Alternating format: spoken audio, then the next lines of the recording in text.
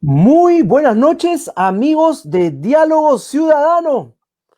Hoy tengo una entrevista súper interesante con un gran amigo de la infancia, además, el economista y ex ministro de Promoción del Empleo, el señor Fernando Cuadros Luque, ex viceministro de Promoción del Empleo, que hoy con el que vamos a conversar sobre el sistema previsional. ¿Qué está pasando con las AFPs? ¿Qué pasa con la ONP? ¿Habrán otros sistemas que no conocemos? Bienvenido, Fernando, ¿cómo estás? ¿Cómo estás, Renzo? Buenas noches. Muchas gracias por la invitación. Te agradezco mucho, Fernando, por la amistad de tantos años, además, que nos hemos vuelto a ver y, cómo no, para hacer ciudadanía. Espéranos unos segundos mientras compartimos en las redes sociales esta importante entrevista. Hoy nos acompaña Fernando Cuadros Luque y tenemos que compartir en Facebook, en Instagram, en LinkedIn, en YouTube, la campanita, el like, porque hoy necesitamos dialogar y empoderarnos del conocimiento que Fernando nos va a transmitir. Mientras escuchamos a Ali Primera, una de sus canciones precisamente que dice: muchacho, pásame los fósforos, porque hoy esta madera va a arder, sí, la madera del sistema previsional, porque hay muchos años que nos han dicho que este es el mejor sistema, pero hemos visto que está haciendo agua. Precisamente, Fernando, muchas gracias por aceptar la invitación en Diálogo Ciudadano, esta vitrina de diálogo y empoderamiento en el cual invitamos precisamente a las personas más entendidas de los diferentes temas para que nos compartan no solamente su punto de vista, sino además qué nuevos pensamientos podemos ir reflexionando, digamos, y sobre todo en este tiempo, Fernando, de pandemia, de grave crisis económica y social, muchas personas se están preguntando por su futuro. Y esto además ha llegado al Congreso de la República, donde vemos que los padres de la patria están que tiran por la ONP, que saquen los aportes de la AFP, pero en el fondo la gente no tiene idea de lo que se está discutiendo, pero quieren cruzar los deditos y decir: por favor, nosotros queremos un sistema previsional serio, de verdad. ¿Qué es lo que está ocurriendo en estos días? Bueno, la verdad que desde que se inició pues, la epidemia del COVID-19 en el Perú, vimos que se dieron diversas medidas, ¿no? Por el lado del Congreso, en la línea pues, de permitir la libre disposición de parte de los fondos previsionales, en principio de las AFP, ¿no? De los afiliados que tengan fondos privados en las AFP. Recuerda pues que inicialmente se permitió retirar hasta el 25%, ¿no? de los fondos previsionales privados, bueno, con un tope de 4 UITs o de 3 UITs, si mal no recuerdo, ¿no? 12.900 soles. Hasta 12.900 Eh, soles. La cifra la tengo acá. entonces, claro, esa fue una primera medida, pero que lamentablemente pues implicó que los trabajadores tengan que echar mano de sus fondos previsionales para afrontar la crisis, ¿no? Cuando los fondos tienen otra finalidad, ¿no? Que es generar una pensión al momento de que los trabajadores lleguen a su edad de jubilación, a los 65 años. Entonces, ahí se produjo pues una primera desnaturalización de los fondos previsionales privados en este caso, ¿no? Claro, porque el trabajador pues va a ver reducida, digamos que su pensión en una proporción similar pues al 25% de reducción del fondo previsional privado en este caso. Y pues además el trabajador va a terminar perdiendo la posibilidad de recuperar las pérdidas en fondo generadas en las primeras semanas de la pandemia por la caída pues de las acciones y los bonos en cuanto a su valor, ¿no? Lo cual afectó pues el valor del fondo previsional. Entonces, por ese lado pierde el afiliado y bueno, yo creo que esa es una medida populista, ¿no? De alguna manera porque digamos que no es que le estén dando un subsidio al trabajador por parte del Estado, sino que básicamente lo obligan a usar sus fondos previsionales, ¿no? Claro, se Pero puede haber ahí, ahí tomado hay, una medida. hay unas reflexiones interesantes, Fernando, porque por un lado le dan la potestad al trabajador de poder usar los fondos que son de su jubilación cuando eso tiene otro sentido, ¿no? Que es precisamente para tu vejez, cuando dejes de trabajar. Pero además, la facilidad con la que se ha hecho y la aceptación popular es Tal vez porque los ciudadanos no creemos en este sistema y no creemos, tanto es así, porque vemos que mientras nosotros perdemos, ellos siguen lucrando y ganando. Entonces, ¿no será que el sistema en sí mismo está tan desgastado que da igual si sacamos nuestra plata ahora a no verla o ver puchitos cuando seamos viejos?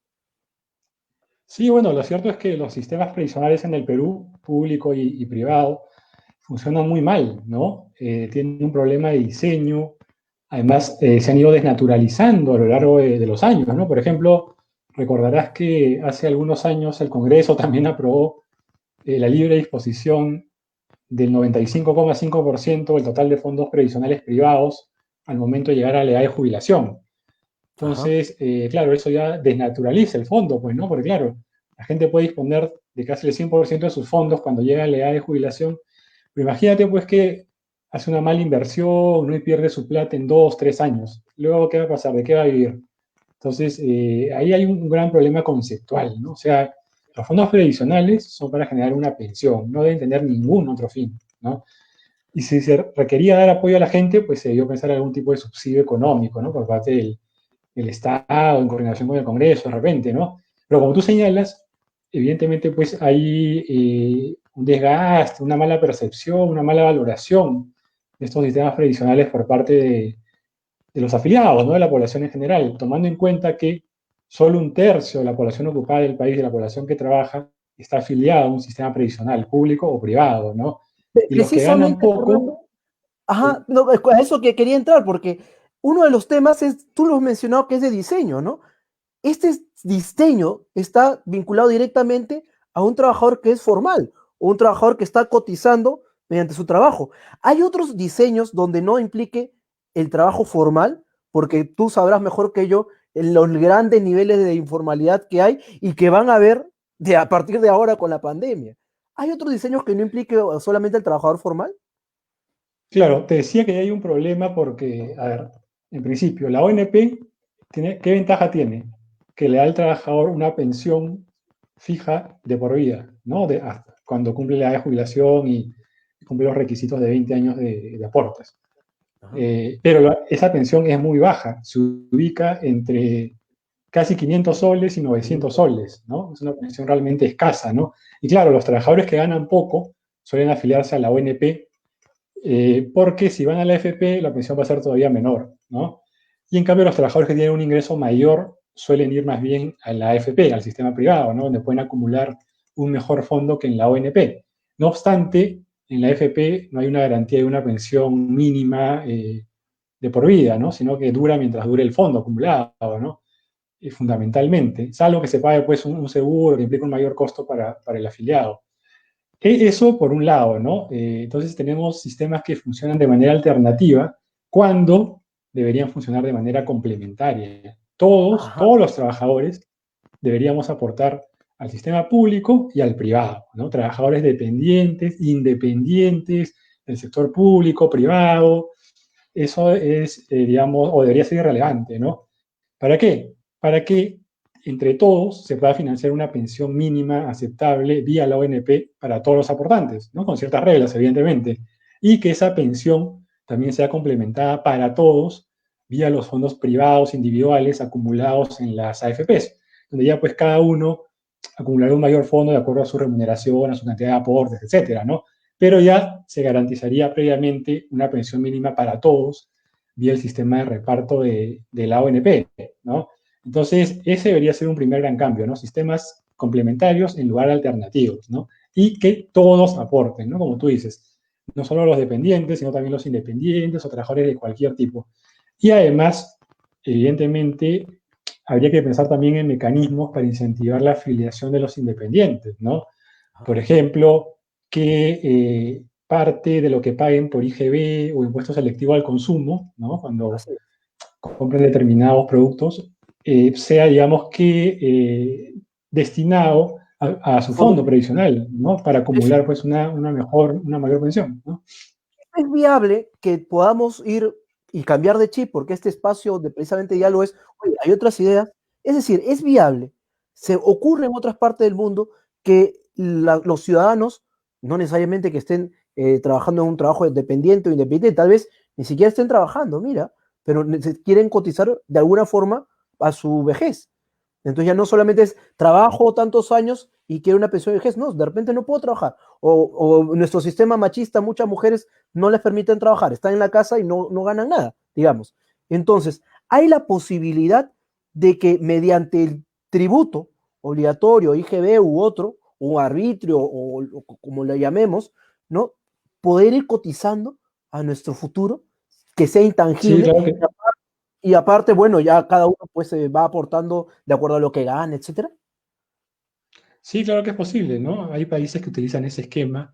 Si mal no recuerdo, en Argentina, Uruguay existe el monotributo, ¿no? Que es un mecanismo de tributación bastante sencillo para trabajadores independientes, justamente, o pequeños empresarios, para que en un solo pago afronten, pues, su cotización a la seguridad social, ¿no? En salud, en pensiones, y también, pues, evidentemente, el pago de impuesto a la renta o el IGB, ¿no? Impuesto al valor agregado, ¿no? Como es llamado en otros países. Eso es perfectamente viable, ¿no? Pero lo que es importante acá también es desarrollar una cultura previsional en el país, ¿no? Diría yo que desde el colegio, ¿no? Hay mucha gente que no valora, digamos, el hecho de poder acceder a una pensión cuando ya sea adulto mayor, ¿no? O sea, eso es muy importante, ¿no? Para que una vez que lleguemos a la edad de jubilación, ya no tengamos que seguir trabajando, ¿no? Hay gente que termina laborando, pues, en empleos precarios hasta los 70, 75, 80 años, toda su vida prácticamente, porque no ha tenido la posibilidad de aportar un fondo previsional y de acceder a una pensión, ¿no? Entonces acá es importante facilitar mecanismos de contribución, subsidios estatales también. Hay que recordar que en muchos países el aporte de la pensión no lo asume solo el trabajador, como es en el caso peruano, ¿no? Que cada trabajador financia su pensión, vía un descuento de su sueldo para la AFP o la ONP, sino que hay un aporte solidario, tripartito, ¿no? Aportan trabajadores, empleadores y Estado, ¿no? Claro, en distintas magnitudes, en distintas proporciones, para poder lograr, pues, un aporte mínimamente aceptable para llegar a una pensión digna, digamos, ¿no? En la edad de jubilación, en la vejez, ¿no? Entonces, hay mecanismos, incluso pues hay países como Chile, donde se crearon las AFP, donde ya están reformando el sistema y yendo en la línea pues de este sistema complementario, ¿no? Con un fondo colectivo público para garantizar una pensión mínima para todos, complementado con un aporte a las AFPs en cuentas individuales, ¿no? Los dos sistemas pueden coexistir, pero en lugar de competir deberían ser complementarios, ¿no? Y además tener como base un sistema de pensiones no contributivas financiadas por el Estado, ¿no? Al 100%, para aquellas personas que no hayan podido aportar nunca en su vida por estar en condición de pobreza o pobreza extrema, ¿no? Que sería una especie de pensión 65, pero reforzada, ¿no? Entonces, esto es importante. Esta es la reforma en la que deberíamos estar pensando como país, ¿no? En lugar, pues, de estar con medidas populistas, ¿no? Que desfinancian o desnaturalizan más aún los sistemas previsionales en lugar de fortalecerlos. Precisamente, Fernando, en este mercado populista que estamos viendo hoy mismo, ¿no? Que pareciese que los padres de la patria están salvando a la nación, pero en realidad nos están metiendo en un lío bien complicado, desde el concepto hasta nuestro futuro previsional. En esta discusión están impulsando este sistema mixto que los expertos como tú y otros están evidenciando. Por otro lado, si nos damos cuenta, algunos bancos ya están haciendo algunos productos similares para como si fuese un fondo previsional. O sea, algunos han sacado su dinero de la AFP y los bancos le están diciendo, oye, puedes ahorrarlo aquí como si fuese tu fondo previsional. ¿Por qué no pensar Sí, que puede claro. haber más sistemas que las 4 AFP que existen? Lo que pasa es que, digamos que la condición necesaria para que funcione un sistema previsional es que el aporte sea obligatorio, ¿no? No puede ser voluntario, ¿no? O sea, pueden entrar bancos a competir, pero siempre que se adecúen, pues, a las reglas o los parámetros previsionales, ¿no? O sea, un fondo previsional no puede ser invertido, pues, en activos demasiado riesgosos, ¿no? Por ejemplo. O tampoco, pues, libre disponibilidad, no es que el trabajador lo puede sacar cuando quiera, si no se va licuando, a la larga pierde sentido, ¿no? Entonces yo creo que una condición básica ahí, como te digo, es que el aporte tiene que ser obligatorio, ¿no? No es que si quiero aporto, si no quiero no aporto, ¿no? Entonces, y bueno, y se tiene que fomentar la competencia, pues también es verdad que solamente hay 4 AFPs porque tenemos solamente alrededor de 5.200.000 trabajadores formales, ¿no? Asalariados formales, quiero decir, entre el sector público y privado. Entonces, cuando tenemos una PEA pues, de 16,5 millones, una PEA ocupada mucho más grande, ¿no? Donde hay un grueso de participación de los trabajadores independientes, ¿no? La mayoría de los cuales precarios o informales desde el punto de vista tributario, ¿no? O municipal. Entonces, claro, hay que pensar en esquemas ad hoc, digamos, para la realidad heterogénea del mercado de trabajo peruano, pero sin perder de vista que la columna vertebral de la reforma tiene que ser afiliación obligatoria de todos los trabajadores, aportan todos los trabajadores de manera solidaria con empleadores y Estado, en todo caso, no aporte tripartito, y todos aportando a un sistema público como la ONP, para que todos los aportantes tengan una pensión mínima aceptable, y todos aportando también a la AFP, para que todos puedan complementar su pensión de manera importante también, ¿no? Y ahí había que pensar también, por ejemplo, en reformar el sistema de comisiones de las AFPs, ¿no? Pero actualmente ahí hay un problema bien grande, ¿no? Porque te cobran, como tú decías, un porcentaje de tu remuneración o un porcentaje del saldo acumulado en tu fondo. De tal forma de que si hay pérdida de rentabilidad, las AFPs te siguen cobrando, ¿no? No hay mayor afectación para ellas. Entonces no hay un incentivo a optimizar su rentabilidad, ¿no? Por eso es que habría que pensar en un sistema de comisión mixta, donde una pequeña parte se cobre sobre el sueldo, digamos, del trabajador, para poder garantizar los gastos de operación de las AFPs, pero la mayor parte se debería cobrar sobre la rentabilidad generada en cada mes, de tal forma que la AFP tenga ganancias y le genera rentabilidad al trabajador, al afiliado. Y si no le genera ganancias, pues evidentemente no cobra comisión por la parte vinculada a la rentabilidad. Pero muchas veces se ve que solamente, mira, estamos esperando que los jóvenes salgan del colegio y comiencen a chambear para pensar en su jubilación. ¿Qué pasa? Estuve justo dialogando con el ex congresista Jaime Delgado, si desde el nacimiento todos los ciudadanos los pasamos a un sistema bancarizado con una cuenta que sea tipo subsidio por nacimiento por parte del Estado, un fondo pequeño, 100, 500 soles, a medias con los padres, como tú quieras. Pero ya desde ahí comienza a generar ingresos, digamos, con su cuenta, así no esté aportando siempre, pero igual la cuenta la mantiene y va aportando de a pocos hasta que ya puede comenzar a chambear, pero 18 años de su vida, ese dinero se va a ir moviendo. ¿Es posible eso? Sí, habría que ver mediante qué mecanismo, digamos, implementar una propuesta como esa, pero para mí es fundamental en la línea que tú planteas el desarrollo de la cultura previsional, ¿no? Es el más importante todavía, que desde el colegio, ¿no? En los cursos donde se enseña pues, las diversas materias, o a través de los cuales se enseñan las diversas materias, hay un campo pues también para, digamos, la enseñanza de la bondad y los beneficios de los sistemas previsionales, ¿no? En salud y en pensiones. Porque claro, todos pensamos que vamos a ir por siempre, que somos jóvenes, ¿no? Etcétera. Pero cuando lleguemos a viejos, la cosa se complica. Y si no hemos accedido a una pensión, vamos a tener que vivir, digamos, trabajando por el resto de nuestra edad de supuestamente jubilación, ¿no? Que es algo que no se quiere y que se ve mucho acá, ancianos trabajando sin pensión, que prácticamente llegan al día de su muerte trabajando, ¿no? Entonces, lo cual no puede pasar, pues, ¿no? Salvo que uno trabaje, pues, por gusto, pero no por necesidad, ¿no? Que es otra cosa. Entonces, ahí es clave desarrollar la cultura tradicional, que la gente valore estos mecanismos de protección social, ¿no? Como se valora en el mundo desarrollado, en Europa, por ejemplo, ¿no? La gente da mucho valor a estos derechos, porque claro, es normal pues que en un país de bajos ingresos la gente priorice el consumo presente sobre el consumo futuro, ¿no? Pero bueno, para eso está el Estado, pues, para pagar los parámetros, para guiar y ordenar las cosas en el país, ¿no? En ese aspecto. Entonces yo creo que es clave desde el colegio, como te digo, y la universidad incluso, o los estudios técnicos, que la gente aprenda a valorar, digamos, estos esquemas previsionales, ¿no? No es que nos quitan nuestra plata, ¿no? Nuestra plata está ahí guardada para ser utilizada cuando ya no podamos trabajar en las mismas condiciones que, digamos, en la época en la que somos jóvenes, ¿no? Eso creo que es un tema muy importante, ¿no? Como pasa con la CTS también, que la CTS es un mecanismo de protección contra el desempleo, ¿no? La CTS no es un fondo pues para comprarse carros, para pagar nuevos teléfonos celulares, ¿no? Para comprarse un televisor, no. O sea, la CTS es un fondo que sirve para ser utilizado cuando el trabajador pierde su empleo, ¿no? Para que pueda pues pasar ese periodo sin mayor percance hasta que encuentre otro trabajo, ¿no? Desde el punto de vista económico.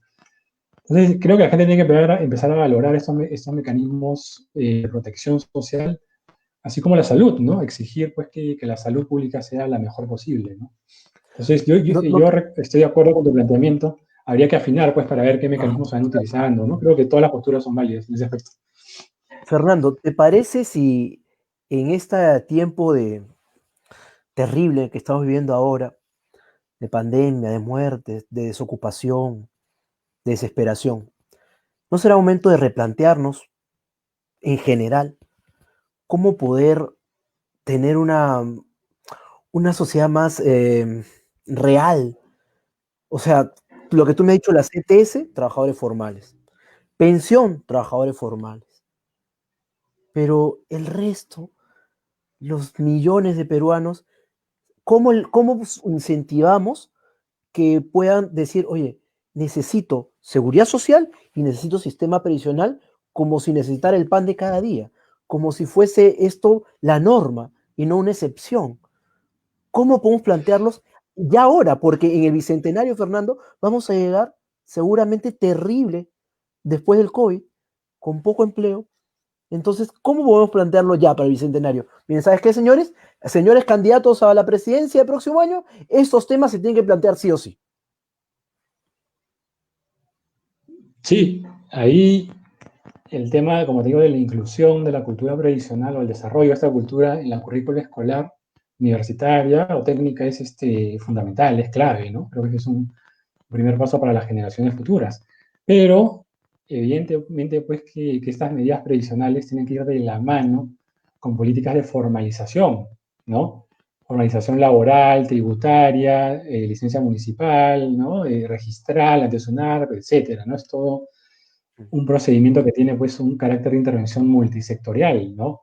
Por el lado laboral, digamos, habría que fortalecer la inspección laboral, la fiscalización laboral, porque hay muchas empresas que están en perfecta capacidad de poner a sus trabajadores en planilla, pero que no lo hacen porque al haber muy pocos inspectores laborales, la probabilidad de que les llegue la inspección es muy baja, ¿no? Entonces esto requiere agregar mayor presupuesto a SUNAFIL, contratar más inspectores, mejorar los mecanismos de inspección, ¿no? Hacerlos lo más eficientes posibles, terminar de desplegar pues, todas las oficinas de SUNAFIL a nivel nacional con una cantidad mínima de inspectores, ¿no? Mínimamente aceptable. Además de también, ya de manera más multisectorial, desarrollar pues, políticas de mejora de la productividad, ¿no? Sobre todo de aquellas empresas de menor tamaño, de las MIPES, ¿no? Y también de los trabajadores independientes, digamos, con un emprendimiento más viable, ¿no? Porque hay que recordar que tenemos un mercado de trabajo heterogéneo, ¿no? Entonces, hay que tener cuidado cuando hablamos de informalidad laboral, ¿no? Muchas veces se dice que la informalidad laboral es del 70%, pero no es así. La informalidad laboral propiamente dicha, que implica pues un incumplimiento de las reglas laborales, es del 47%, ¿no? El resto es informalidad tributaria, los independientes, ¿no? Que no tienen trabajadores, pero que no declaran a SUNAT, o que no tienen licencia municipal para operar, autorización municipal. Entonces la cosa es distinta, hay que distinguir bien en el diagnóstico para desarrollar políticas ad hoc, ¿no? Pero claro, evidentemente que este desarrollo de la cultura previsional, esta reforma integral de los sistemas previsionales, tiene que ir de la mano con una política agresiva de formalización de todo tipo, laboral, tributaria y demás, ¿no? Entonces yo creo que ese es el camino que se debería seguir. Hay que aprovechar, pues, este momento para dar el quiebre, ¿no?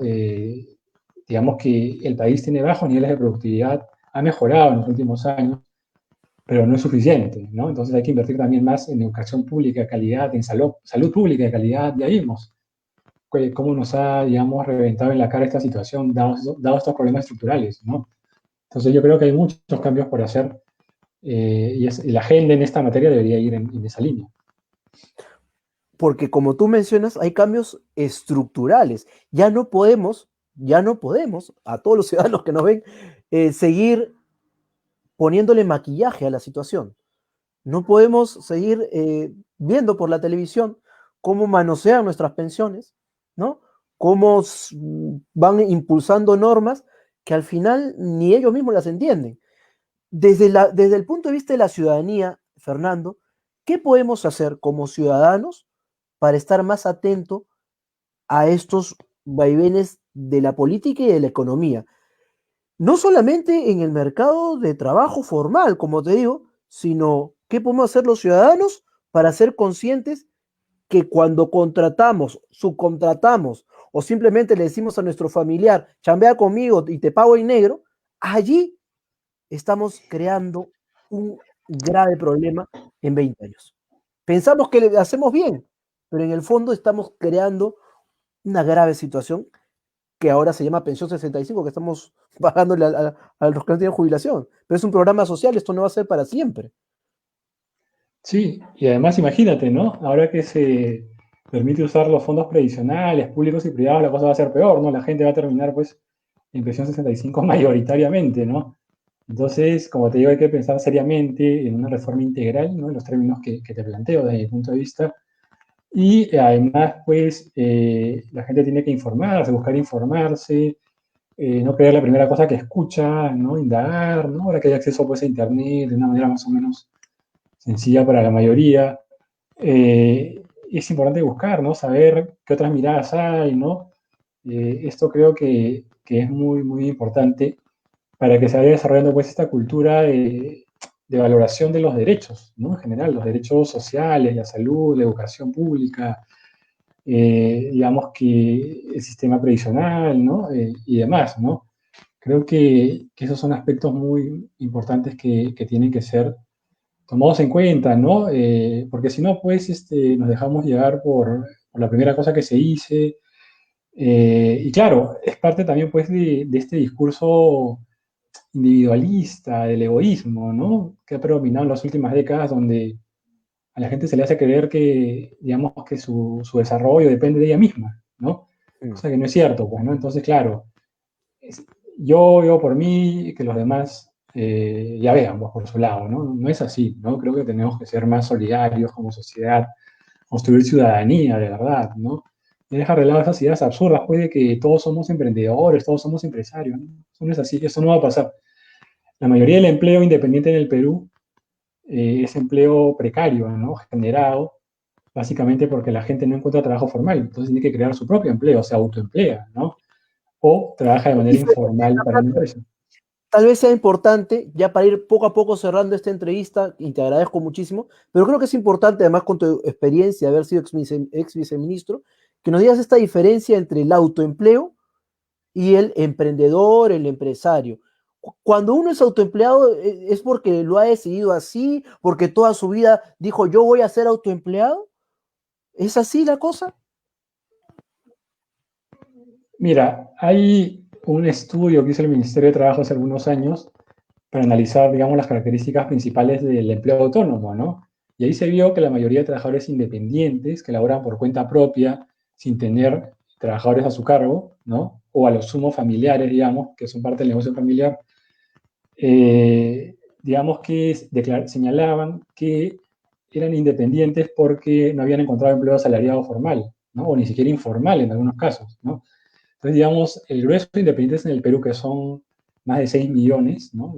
La gran mayoría, yo diría el 80%, son independientes que están ahí por necesidad, ¿no? Que si pudieran acceder a un empleo formal como asalariados, no dudarían en hacerlo, ¿no? Lo harían inmediatamente. Entonces es un empleo, un emprendimiento de subsistencia, básicamente, que no tiene mayor viabilidad, ¿no? Salvo excepciones, evidentemente, ¿no? Entonces hay que diferenciar acá. O sea, una empresa, una microempresa, pequeña empresa, mediana o gran empresa, es aquella que genera empleo asalariado, ¿no? Sí, Entonces hablamos de un empresario, de un empleador, cuando contrata trabajadores asalariados, ¿no? Un independiente no contrata trabajadores asalariados, elabora por su cuenta, ¿no? O a lo sumo utiliza mano de obra familiar que no está sujeta a la regulación laboral, ¿no? Entonces, son cosas distintas. Y dentro del empleo, mejor dicho, dentro del ámbito empresarial, una cosa es la microempresa de subsistencia, otra es la microempresa con mayor potencial, otra la pequeña empresa, otra la gran empresa, ¿no? Entonces tenemos un mercado de trabajo bastante heterogéneo, una realidad muy disímil, muy, muy distinta, que implica pues el desarrollo de políticas públicas ad hoc, ¿no? No podemos meter a todos en la misma bolsa y hay que pensar en esquemas de formalización que se adecúen a esta realidad, ¿no? Como conversábamos al inicio. Entonces, hay que tener presente eso. Nada más hay que tener presente que un independiente no puede ser informal laboral, porque no contrata a trabajadores asalariados, ¿no? No se va a contratar a sí mismo o no se va a poner en planilla a sí mismo, ¿no? Eso sería absurdo. Un independiente puede ser un informal tributario o demás, ¿no? Entonces, eso hay que tenerlo presente, hay que distinguir independiente de asalariado. Es importante entonces, Fernando, comenzar a empoderar a la ciudadanía, quitándole esa etiqueta que nos han vendido en los últimos 20 años, de decir, excelente, eres independiente, eres chamba, emprendedor, eres el súper peruano, porque en el fondo no ha sido muchas veces una decisión y una formación para ello, sino ha sido simple y llanamente poder sobrevivir nosotros y nuestras familias como se pueda. Lamentablemente, es muy probable que esto aumente después de esta dramática situación que estamos viviendo en el COVID. Eh, Javier Jesús Livia, también del Champañat, nos dice cómo aprovechamos esta coyuntura para mejorar, para formalizar. Mira, por un lado, como te digo, hay que fortalecer a SUNAFIL, ¿no? La inspección laboral, la fiscalización laboral, para lograr que aquellas empresas que están en capacidad de poner en planilla a sus trabajadores lo hagan, ¿no? O sea, las empresas con más de 20 trabajadores están en perfecta capacidad de poner a todos en planilla, ¿no? Pero también hay que empezar ya en serio a desarrollar políticas de promoción de la productividad, ¿no? De manera multisectorial, para mejorar la capacidad de acumulación de las microempresas con menos de 20 trabajadores, sobre todo, ¿no?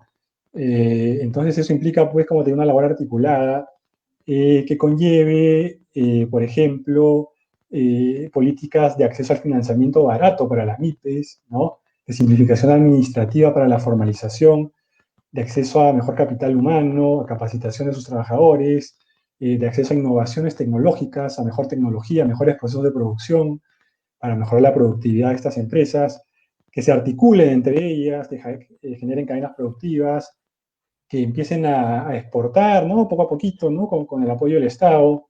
Yo creo que por ahí va la cosa, ¿no? Mayor inspección laboral y políticas de desarrollo empresarial para mejorar la productividad de estas empresas, ¿no? Entonces yo creo que por ahí va el camino y hacerle la vida más fácil por el lado tributario, ¿no? Pensar en esquemas sencillos de tributación que no les compliquen la vida, ¿no? Y que no hagan, pues, que la formalidad sea vista como un cuco, ¿no? Entonces, yo creo que por ahí va el camino que se debería seguir, pues, para reducir la informalidad desde el punto de vista laboral, ¿no? En el mundo asalariado. En el caso de los independientes, hay que pensar en políticas también pues, vinculadas a la mejora de su capacidad financiera, su capital humano, ¿no? También hay que pensar en que no todas las microempresas y no todos los independientes van a crecer necesariamente. Creo que basta que crezca un tercio de las microempresas, o que crezcan un tercio de ellas, para que jalen empleo formal del resto del segmento de la preocupada, ¿no? El resto de segmentos. Sí. Aunque pertenece a otro análisis que tal vez podamos hacer en otra oportunidad, pero igual creo que podemos ir cerrando con otros puntos que han salido precisamente a esta intervención que acabas de tener, Fernando, que es, oye, recordemos que las microempresas que son así medias formales, medias informales, en el fondo son las menos productivas, ¿no? ¿O me equivoco? Ahí me corregirás. Y lo otro es, oye, ¿no será momento de ir pensando que juntos podemos articular con el Estado y con gobiernos regionales y locales articulaciones para poder generar mejores mercados, mayores espacios de crecimiento? Porque así como estamos, pequeñas MIPES salvándose como pueden, es lo que tenemos ahora. Sí, mira, en el Perú pues tenemos alrededor de 800.000 microempresas, ¿no? Aproximadamente, de las cuales pues formales son 200.000, ¿no? Aproximadamente. Entonces, esas 200.000 son las que tienen un mayor potencial de crecimiento, ¿no? Entonces, yo creo que habría que meter todas las balas para este segmento ya formal para que vaya creciendo, se convierta en pequeña empresa, mediana empresa y en gran empresa, de ser posible, y vaya absorbiendo toda la mano de obra asalariada que forma parte del sector informal para que ésta pueda formalizarse, ¿no? Y acceder pues a todos los mecanismos de protección laboral y social. Claro, y en el caso de los independientes también va a haber un grupo que podrá crecer, que podrá convertirse en microempresa, luego en pequeña empresa y demás. Pero hay que apuntar, como te digo, a darle todas las herramientas por el lado financiero, capital humano, de acceso a mercados, compras estatales, simplificación administrativa para formalizarse y demás, para que estas empresas pues, puedan seguir creciendo, ¿no? Yo creo que hay un grupo de MIPES con bastante potencial, ¿no? Que sí requieren pues, de apoyo estatal, como se ve en otros países, para que puedan dar el gran salto, ¿no? O sea, necesitamos diversificar nuestra economía, ¿no? Dependemos de muy pocas actividades económicas. Mira, de todas las exportaciones, el 60% son minerales, ¿no? Entonces, o sea, no está mal exportar minerales, está muy bien, ¿no? Pero hay que aprovechar esos recursos para desarrollar el mercado nacional, ¿no? La industria, otras actividades, digamos, que generen más empleo, que la minería, que sean más intensivas en empleo, como hacen países como Australia o Canadá, que son países con un alto componente minero, pero que han sabido diversificar su economía, ¿no? No solo exportan minerales, exportan también productos manufacturados, exportan, digamos, agroindustria, ¿no? Y otro tipo de bienes y servicios que generan mayor valor agregado y mayor empleo de calidad, ¿no? Entonces yo creo que Porque la mayor cantidad del empleo que se está generando en el país está me parece, en el mundo agrario, por otro lado, en comercio y servicios. Y precisamente son muchos los que tienen menor sistema de salud, sistema previsional, mayor informalidad. así es, más o menos un poco más del 40% del empleo nacional está en el sector servicios, ¿no? Donde tienes actividades de todo tipo, desde las financieras, de seguros, hoteles, digamos que son bastante productivas y formales, pero también llegando hasta las vinculadas pues, a pequeños restaurantes, digamos, pequeños talleres mecánicos y demás, que son actividades donde hay altos niveles de informalidad, ¿no? Laboral, tributaria y de precariedad laboral en general, ¿no? Y mucho empleo independiente también. Es, Y es- claro, el es empleo... ahí donde debemos impulsar precisamente acompañar el cambio de chip para la formalización y para precisamente que tengan salud y sistema previsional. Sí, por ejemplo, ahí yo te digo, en el caso del sector agrícola que tú mencionabas, mira, representa más o menos el 22% del empleo nacional, pero aporta solo el 7% del PBI. ¿No? Del 22% de la gente que está en agricultura aporta únicamente el 7% del PBI, ¿no? Eso te muestra pues, que hay un bajo nivel de productividad en este sector. Mucha gente que aporta poco, ¿no?, a la producción nacional. Claro, hay una franjita pues, de agricultura moderna, exportadora y demás, pero el grueso de la agricultura sigue siendo, digamos, precaria, de Familiar. autoconsumo, familiar, o de trabajadores independientes, ¿no? Entonces ahí hay que pensar, hay que cambiar el chip, ¿ya? O sea, no podemos seguir pensando que vamos a crecer con mano de obra barata, ¿no? O sea, aquí hay que empezar a invertir en mejorar la productividad de los trabajadores, de las empresas, del país, ¿no? ¿Y cómo se hace eso? Con lo que te comentaba, ¿no? Facilitando el acceso a financiamiento a las empresas, a mejor tecnología, a mejor, digamos, a mejores procesos de producción, facilitándoles la vía para la formalización, invirtiendo en mejorar la infraestructura productiva del país, en puertos, carreteras, aeropuertos, y entre otras medidas, ¿no? Que eleven la productividad de las actividades económicas y que las vayan diversificando también, ¿no? Hacia eso debemos apuntar como país, porque ya vimos que el ciclo de crecimiento vinculado a los minerales ya se acabó. Ya no vamos a crecer 8 ni 9%, ¿no? Los últimos años hemos crecido 2, 3, máximo 4%, ¿no? Entonces ya se agotó ese estilo de crecimiento, hay que darle la vuelta a la tuerca, al timón, y empezar a crecer ya en serio, como lo hacen los países desarrollados, ¿no? En base a productividad. Son competitivos en base a productividad. Entonces ahí pues hay que reformar la educación pública, tiene que ser de calidad, ¿no? Eso es fundamental. Si no tienes una educación pública de calidad y masiva, no vas a tener pues buenos trabajadores ni gente capaz. Lo mismo con la salud. ¿Qué persona puede ser productiva si no puede atenderse cuando se enferma, ¿no? Entonces ahí son dos factores claves, ¿no?, para el desarrollo del país, la salud y la educación pública de calidad. Ya lo vimos con la pandemia, ya vimos lo que está pasando. Muchísimas gracias, Fernando. Te agradezco además por los más de 30 años de amistad que tenemos y espero volverte a ver aquí en Diálogo Ciudadano para muchos otros temas. Sí, no, un gusto, Renzo. Efectivamente, como dices, ¿no?, ahí nos reencontramos en el Ministerio de Trabajo hace algunos años. Siempre hemos sido compañeros del colegio, ¿no? un gusto poder reencontrarnos por esta vía, ¿no? Y nada, quedo a tu disposición para cualquier otra oportunidad. Por ahí he visto algunos comentarios también de algunos compañeros de la época escolar. Así es. Saludos para todos ellos. Muchísimas gracias, Fernando. Nos vemos pronto. Amigos de Diálogo Ciudadano, hemos tenido el honor de estar con el ex viceministro de Promoción del Empleo y Capacitación Laboral, Fernando Cuadros, que nos ha acompañado esta noche y no solamente nos ha brindado algunos datos, sino nos ha hecho la reflexión que esperamos, precisamente. Necesitamos repensar nuestro sistema previsional. Necesitamos impulsar como ciudadanía esta reflexión profunda, real. ¿Qué va a pasar con nuestras pensiones? No solamente con la de nosotros, ¿qué va a pasar con el futuro, con nuestros hijos? ¿Cómo vamos a pensar una sociedad si no estamos poniendo los pilares en educación y en salud? Nos dice Fernando que necesitamos ser más productivos, tener mayor productividad. Claro, pero tenemos una gran cantidad de hombres y mujeres que están chambeando para subsistir.